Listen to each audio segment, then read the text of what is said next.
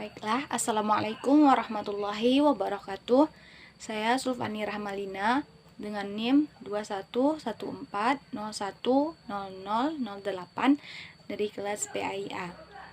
Baiklah, di sini saya akan menjelaskan materi tugas yang ke-12, yaitu materinya tentang hadis sahih dan hadis hasan. Yang pertama yaitu hadis sahih. Pengertian hadis sahih. Dilihat dari segi nilainya, hadis itu dapat terbagi atau dibagi menjadi 3 macam. Yang pertama itu hadis sahih, yang kedua itu hadis hasan, yang ketiga itu hadis dhaif. Nah, ketiga ini hadis dhaif ini pada materi sebelumnya itu sudah saya jelaskan atau sudah saya bahas. Jadi di sini saya akan membahas hadis sahih dan juga hadis hasan. Yang pertama yaitu hadis sahih. Pengertian hadis sahih. Menurut bahasa, sahih itu berarti sehat, lawan dari sakim, atau dapat juga diartikan sebagai hak, lawan dari batal. Sedangkan menurut pengertiannya atau menurut istilah, hadis sahih itu ialah suatu hadis yang bersambung-sambung sanadnya, dinukilkan oleh orang yang adil lagi dhabit dari orang yang semisal itu, atau yakni dari orang yang adil lagi dhabit dan selamat dari swas dan selamat dari sos, serta selamat dari ilat khadibah atau cacat yang dapat mencacat hadis itu. Nah, jadi maksudnya hadis sahih itu adalah sanadnya itu bersambung-sambung, artinya dari penerima pertama itu benar betul-betul tersambung sanadnya ke penerima kedua, ketiga, keempat, kelima, dan seterusnya. Jadi penerima pertama itu benar-benar mendengar dari penerima kedua, ketiga, keempat, dan seterusnya. Nah, yang mana kita ketahui sanad itu adalah orang yang menyampaikan pesan itu, atau orang menyampaikan pesan dari hadis itu. Orang menyampaikan ke matan isi dari hadis itu.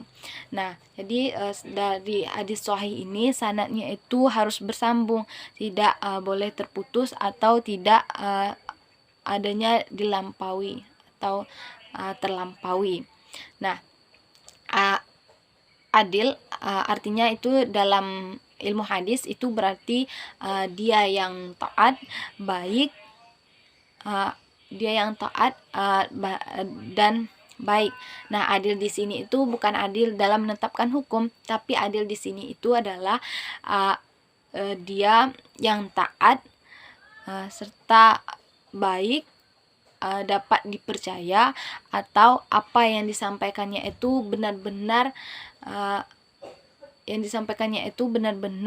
sesuai dengan apa yang diterimanya, tidak adanya penukaran atau ditukar-tukar atau ditambah-tambah. Jadi benar-benar sesuai dengan apa yang diterimanya. Nah, kalau dhabit itu artinya dia cerdas, kuat ingatannya, dan tidak pelupa. Nah, suzus atau sas itu artinya ganjil, itu berbeda dari yang lain, atau yang lebih kuat atau lebih baik dari yang lainnya. Nah, ilat itu berarti cacat, dan ilat khadibah itu berarti cacat yang terang-terangan, yang mana cacat yang dapat menyebabkan kredibilitasnya suatu hadis tersebut. Nah, adapun menurut Ibnu Hajar al-Asqalani itu memberikan definisi mengenai hadis sahih ini. Menurut beliau, hadis sahih itu adalah suatu hadis yang dinukilkan oleh orang yang adil lagi dhabit kesempurnaannya, bersambung-sambung sanadnya, serta tidak ada cacat dan tidak adanya sas atau yang menyalahi riwayat yang lebih rajih.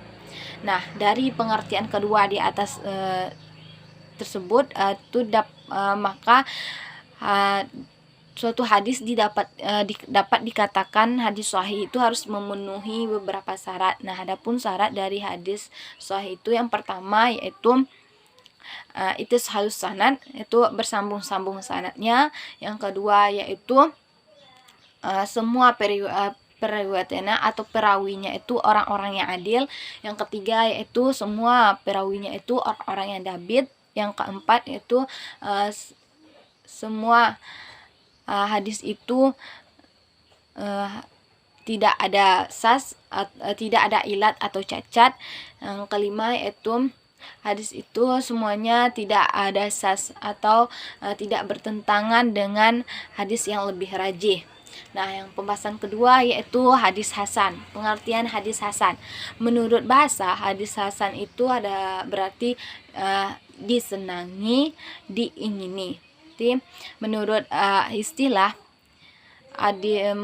Ibnu Hajar itu mendefinisikan hadis hasan ialah suatu hadis yang dinukilkan oleh orang yang adil, yang kurang sedikit kedabitannya, bersambung-sambung sanadnya sampai kepada Nabi Shallallahu Alaihi Wasallam, dan tidak mempunyai ilat dan tidak syaz.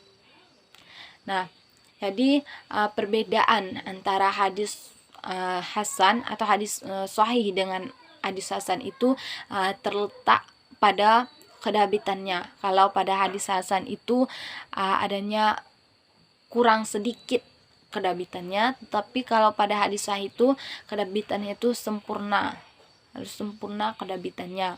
Nah, adapun persamaan dari kedua hadis tersebut, hadis hasan dengan hadis sahih dengan hadis hasan itu keduanya sama-sama dapat dijadikan hujah, atau maksudnya itu boleh dijadikan sebagai dasar dalam menentukan atau menetapkan suatu hukum, atau bisa juga dijadikan sebagai dalil.